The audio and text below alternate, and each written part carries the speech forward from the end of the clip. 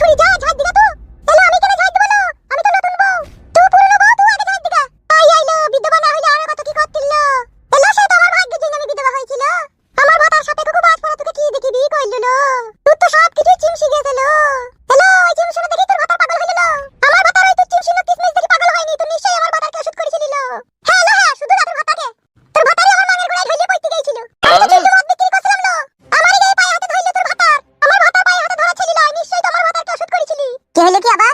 কি হইল মানে? ও বাড়ি ঘর ছাই দিবে না নাকি? ফুটু, তুমি আমাকে ভালোবেসে বিয়ে করলে দিয়ে এটার প্রতিদান। এত অপমান করছি তুমি বাড়ি থেকে যাওয়ার পর থেকে আমি কেন সহ্য করতে পারছি না। এরকম করলে কিন্তু আমি এই বাড়িতে থাকবো না ফুটু। এলা ছুরি তোকে বাড়ি ঘর ছাই দিতে হবে না নাকি? আমি একা বাড়ি ঘর ছাই দেব নাকি? দাদা বড়মাগি কত বদ্ধ মইছিলি কেন তুই? এই কাদা কুকুর বেটা, ফাদা কুকুর বেটা, গাড়িতে চাপা, লরিতে চাপা, বাসে কাটা। তা তুই ঢেমিটা বাড়িতে বসে বসে খাবে? এই মাংমারানি মাগি কথা সামলি বলবি। তোকে গত কালকে বিয়ে করে আমি বাড়ি লিয়েছি। ও আজকে ঝাড় না দিলি বা কি অসুবিধা আছে? তুই ঝাড় দিবি। অত হিংসা কেন হলো মাগি তোর মনে? বলে হারি ফাদা কুকুর বেটা মাংমুকু ভাতার রে। এই বিধবা ছুরির লাগি তোর এত দরদ উতলি উছি রে। আর আমার 21 বছর বয়স, আমার লাগি তুই দরদ উতলাইছি না। ওই 70 বছরকার বুড়ি লাগি তুই দরদ উতলাইছি। আহা ভাতার রে। বুড়ি হইলো মাল ভালো। এ মাগি গো কাদা কুকুর বেটা, তুই চোখে ছানি পড়িছ নাকি রে? কাল দিন হবো মাথা গরম হয়ে যাবে। তুই বিয়ে করে আনলি তাও তোকে আমি কিছু বলিনি। তুই এই ঢেমনি বাড়িতে বসে বসে খাবে আর আমি বাড়ি ঘর ছাই দেব। তুই তাই ভেবেছিস নাকি? তোমাকে রাখরানি চাকরানি পেয়েছিস নাকি বাড়ি? এটা দু চারটি দিন যেতে দে না, তারপর তো ছাই দেবে। পায়ে পা লাগি সব সময় ঝগড়া করছি। তুমি বাড়ি থেকে যাওয়ার পরে তুমি আমাকে ভালোবাসা করে ভালোবেসে বিয়ে করেছো ফুটু। ওর কিন্তু আমি একটা কথা শুনবো না। ও যদি একটা গাল দেয় আমি কিন্তু 10টা গাল দিয়ে শোধ নেব। তা তো বটে, সেটা বটে। 10টা গাল দিয়ে শোধ নিবি? হ্যাঁ নেব তো। এলো এরেন্ডি, এলো এসিনাল, এলো ভাই খাকি, এলো ভাতার খাকি, এলো সত্যিন, এলো সাত মারানি, এলো গাবিন মারানি, এলো ঘোড়া মারানি, এলো কুকুর মারানি, এলো চাপ মারানি, এলো চুক্কি মারানি, এলো পুক্কি মারানি। তো তোমার ভাতাকে বিয়ে করলি কেন লো? কুকুর মারানি, মুখ সামলে কথা বলবি না। ছি। আমি যদি পুক্কি মারি দাঁড়াই, তুই একবার নিজে ভেবে দেখ না। তুই আইবড়তে কত লাগাতে, তুই খেলাতে কত ফাটে বুয়ে, কত আলেগা বাতে, কত ছাদের উপরে, কত চিলিকুটার পেছনে, কত বাঁশ বাগানে, কত কলা বাগানে। তুই দাদা করে দিয়েছিল, আমি করিনি। কে করেছে না করেছে এরই তো বুঝা গেছিল। আমি তো ভাতা ছেড়ে পালাইনি। তুই ভাতা ছেড়ে আমার ভাতার কাছে আইছিস। তুই তো খারাপ মেয়ে ছিলি। ও আসেনি রে, আমি ওকে লিয়ে আইছি। ও ফাদা কুকুর বেটা, গাড়িতে চাপা, লরিতে চাপা, টেনে কাটা। তুই এমন সতী নিলি আমার ঘরে ভরলি রে, আমার বুকের মাঝে আগুন জ্বালালি রে। তুই আমার হাড় মুরকি সব জ্বালিয়ে দিলি রে ফাদা কুকুর বেটা। বিয়ে করে থেকে একদিন শান্তি দিলি না রে। ও মাই আমার কত দুঃখ কষ্টের জীবন মা গো।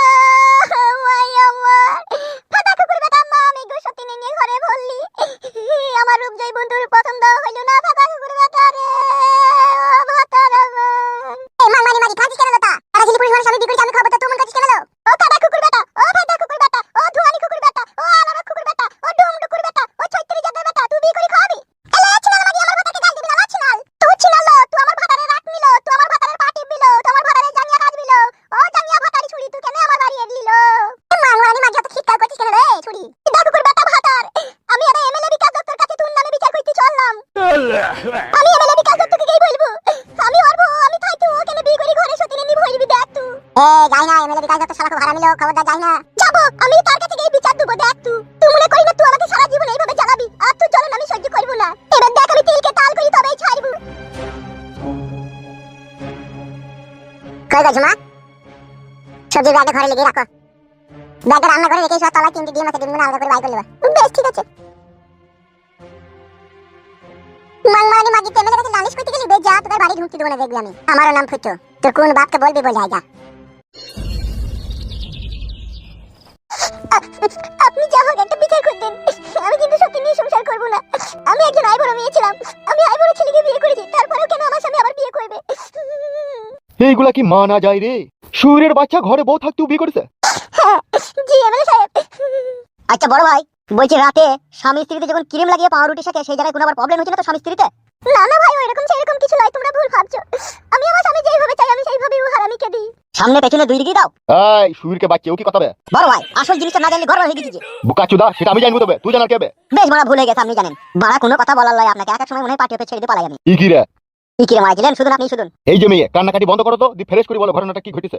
ঘটেছে বলতে কি, 2 পিস মাংস লেগে ও বিয়ে করেছে। এইটা বড় মিথ্যা কথা। 2 পিস মাংস লেগে কেউ বিয়ে করে নাকি ভাড়া? তাও তো বটে ঠিক। আমার তো মনে হচ্ছে ঘটনা আরো অন্য কিছু আছে। ওইটাই ঘটনা, বিশ্বাস করুন। আমি রান্নাঘরে ভাত রান্না করছিলাম, তখন একটা মদের বোতল হাতে কইলি আমার রান্নাঘরে ঢুকলো। তাই নাকি? বলছি কালকে কারে 2 পিস বাসি মাংস আমাকে দে, আমি মদ দিয়ে খাবো। আমি বললাম কি গো তুমি আবার এই ছাই পাশ আবার এই মদ গিলছো? এই তো এইখানেই তো তুমি খারাপ কথা বলে দিয়েছো। না সে বেটা ছিল পুরুষ মানুষ, মদ খেয়েছিল, সে ঠিক ছিল, সে তুমি মানা করি তো ভুল করেছো। আমি মদ খেতে মানা করিনি, আমি বলেছিলাম যে মাংস নেই কো। তারপরে ওর এই যে মেজি বাড়ি থেকে পালিয়ে গেল, দিয়ে বলছে আমি বিয়ে করব। দিয়ে ওই আমাদের যে উত্তর পাড়ার যে মেয়েটা বাংলা মদ বিক্রি করে ঝুমা, তাকে বিয়ে করলি এসে। আরে ও তো বিধবা মেয়ে। এই বিধবা মেয়েকেই তো বিয়ে করেছে ভাই। সত্যি করে? হ্যাঁ ভাই সত্যি করে, আমি চলেন একটা বিচার করে দেন গা। বড় ভাই ফুটুকে সেই ছোটবেলা থেকেই দেখে আছি, ও শালা চরিত্রহীন ছেলে। তাই তো রে? তাই তোরে লয়, ও শালা মা মাসি মানে না। ওকে তো তাহলে ঘা কত দেওয়ার ব্যবস্থা করতে হবে রে। তাই দিন এমএলএ সাহেবকে ঘা কত দেন, আর ওই মেয়েটাকে আমার বাড়ি থেকে তাড়িয়ে দেন। মহা যন্ত্রণা রে, এই তো শালা শালা বয়স্ক মেয়ে ছিল, বিধবা মেয়ে ছিল, তাকেও বিয়ে করেছে। আবার বলছি কি ভাই, আমার মেয়েটা লিখে বলছি ও মাল ভালোজি। ফুটু শালা পারেও, ছুরিটাকে বুড়ি বানিয়েছে আর বুড়িটাকে ছুরি বানিয়েছে। ও শালা চোখ না চরকা। এ তুই চুপ বে। বড় ভাই বড়াকে ইমানদারির কথা বলতে পাবো না নাকি? তুই বললাম নাকি তুই ইমানদারি কথা বল। তাহলে কি করবেন আপনি করেন? তোরা অমন করছিস কেন? আমি আছি তো। ঠিকই বলছি বড় ভাই, তা আছেন তো বিচার করেন। এই এত সুন্দর একটা টাটকা বৌদিকে বাদ দিয়ে সে বিধবা মেয়েকে বিয়ে করেছে। বৌদি আমাদের কত সুন্দর দেখতে, যেমন খায়রুল সুন্দরীর মতো লম্বা মাথার কেশ, আর ও হাই রে মাজা বৌদির হাইব্রিড মাজা। তাই তো বে? সাদা কুকুর। জি বলেন বড় ভাই। কি বে আমার সামনে ও কি কথাবার্তা? ও বাবারে, সত্যি বলাও দেখি আমার কাছে মহাপাপ। ও তো ঠিকই বলছে এমএলএ সাহেব, আমি তো এত সুন্দর দেখে তবু কেন আমার স্বামী বিয়ে করলো? মিললো তো আমার কথাটা। কি আর বলবো বল, যুগটাই খারাপ। যুগে চিন্তা ভাবনা পরে করবেন, আগে আমাদের বৌদির বিচার করেন। বিচারটা তোর বৌদিকে লিয়ে শুধু হয়ে যাবে লাগবে, ফুটুকে তো আনতে হবে নাকি? এটো তাহলে লিয়ানি ধরে ওকে চ্যাংতলা করিয়ে লিয়ানতে বলেন। তা জালি আই। তাহলে বৌদি আমাদের সাথে চলো গো। ওইখানে থাক, ওইখানে থাক, তোরা যা থাকে ধইলাই। কি বলছেন বড় ভাই আপনি? বিড়ালকে মাছ বাঁচতে দেবো নাকি আমরা? বুঝি না কেন বলতো, বড়া ছোড়ারা যা থাকে লিয়ে যা। বেশ ঠিক আছে চললাম। হ্যাঁ যা, এসে মদ খাবো যা। এক এক সময় মনে হয় আপনার কপালে কপাল ঠেকেইলি। ই কি রে বড়া, যা না। যাচ্ছে। ছালোরা সেই যাওয়া যাবে, আবার ন্যাকড়াম করবে। তাহলে আমি এখন কি করব এমএলএ বিকাশ দত্ত সাহেব? ফুটু না আসা পর্যন্ত তুমি একটু অপেক্ষা করবে, তুমি ওই সিঁড়িতে বসো। বেশ ঠিক আছে, সেই জায়গায় ঘা কত দিবেন? সে চাপ নাই, তুমি বসো ওখানে।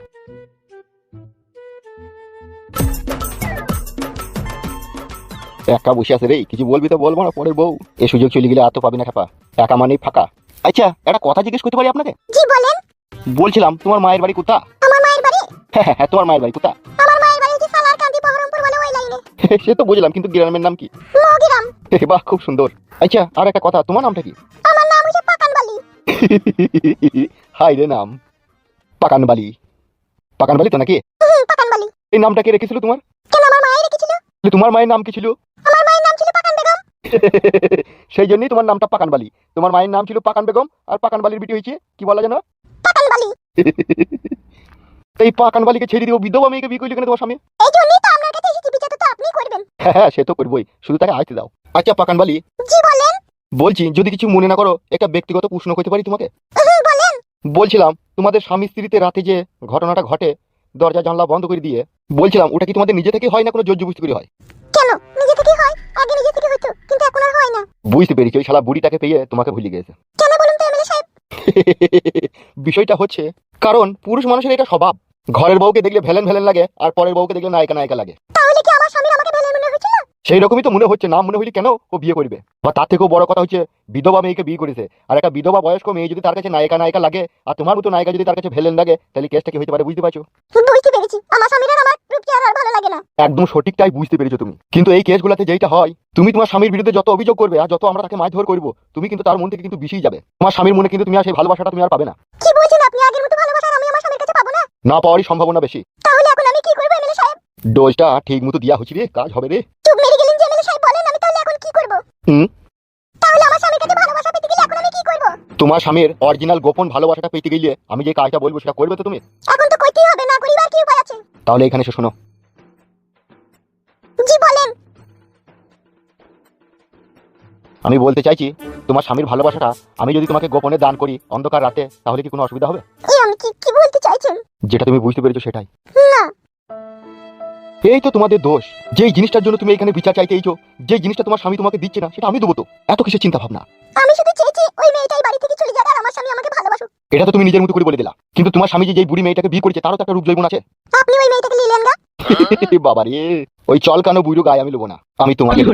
তোমাকে আমার হেভি লেগেছে। আবার এইদিকে তোমার স্বামী তোমাকে পছন্দ করছে না, তোমাকে নিতে চাইছে না, আর সেই জায়গা থেকে আমি দাঁড়িয়ে তোমাকে মনে প্রাণে ভালোবেসে আমার মনের রাজ্যের রাজ রানী করে রাখবো তোমাকে। বিচার চাইতাম আপনার কাছে আমি, আর আপনি আমার কাছে কি চাইছেন এইসব? ভালোবাসা, যে ভালোবাসার জন্য তুমি ছটফট ছটফট করছো, সেই ভালোবাসা আমি তোমাকে দিতে চাই। প্লিজ না করো না জান, ফুটু তোমাকে যা ভালোবাসা তার 10 গুণ ভালোবাসা আমি তোমাকে দেবো। কিন্তু এই বিষয়টা আমি একটু ভাবনা চিন্তা করে বলবো। ওরে আমার মাংকু শোনা রে।